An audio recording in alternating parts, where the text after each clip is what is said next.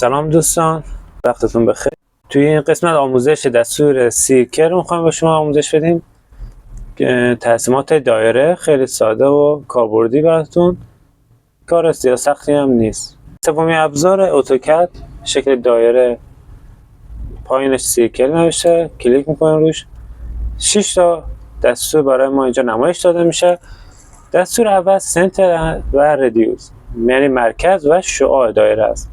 خب ما برای این که با این دستور کار کنیم باید اول مرکز دایره رو مشخص کنیم.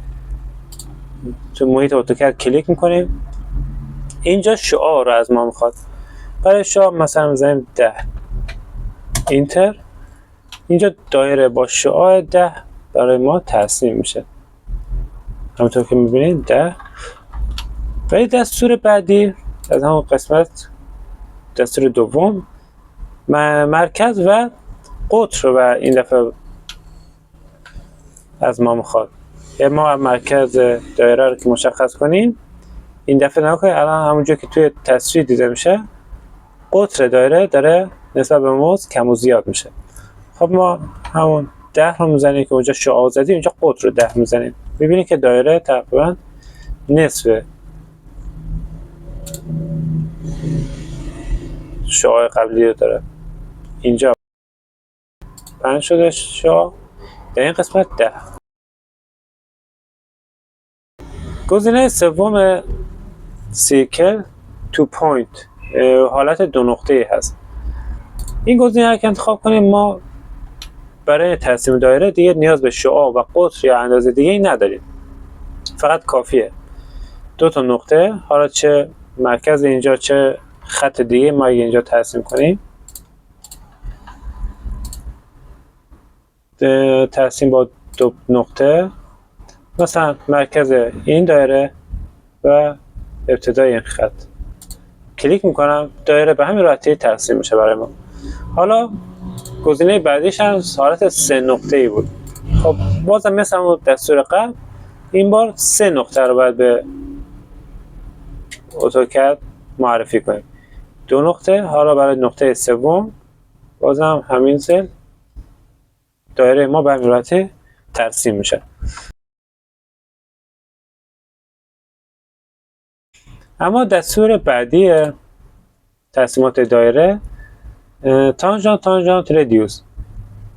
در این دستور شما باید 2 تا خط یا 2 تا حالا هر شکل دیگه مماس با دایره معرفی کنیم و یه شعاع بهش بدیم. خب چطوری؟ مثلا ما 2 تا خط داریم اینجا. حالا این دستور رو اگه دقت کنیم ما با کلیک روی هر کدوم این دستورات شکل پیش‌ورز خود دستور سیرکل هم به همون حالت در میاد. گزینه دستور انتخاب میکنیم، این خط رو انتخاب میکنم و این خط. خب اینجا نگاه کنید سیرکل برای ما نمایش داده تو حالت پیش‌فرض مثلا 11، ولی خب ما کمتر انتخاب میکنیم مثلا 8 میذارم اینتر. خب ببینید دایره برای ما این قسمت پایین‌تر از خطوط ما ترسیم شد. برای چی؟ به خاطر با شعاع 8 این دایره در امتداد این خطوط برای ما ترسیم میشه. یعنی ما این خطوط اگه در همون راسته ادامه بدیم می‌بینیم که بازم این دایره با این خطوط در تماسه. پس در این قسمت خود برنامه اتوکد میاد خود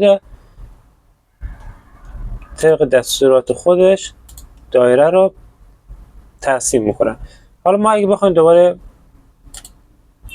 با شعاع کمتر این زل و این زل و شعاع 5 انتخاب کنیم، میبینه که این دفعه در همون قسمتی که ما انتخاب کرده بودیم دایره برای ما ترسیم شد. اما دستور آخری ترسیمات دایره تانژانت هر 3 زل مماس باشه. خب این دستور مثلا ما توی یک مستطیل رو ترسیم میکنیم، این دستور رو انتخاب میکنیم، دوباره دستور آخرش میایم میگیم آقا این زل و این زل مستطیل، به همین راحتی دایره برای ما ترسیم میشه. اینجا دیگه شعاع و قطر رو از ما نمیخواد، به همین راحتی. اما شورتکات ها و کلید ها میان بر ترسیم دایره، کلید C هست به تنهایی اینتر که بزنیم دایره برای ما فعال میشه.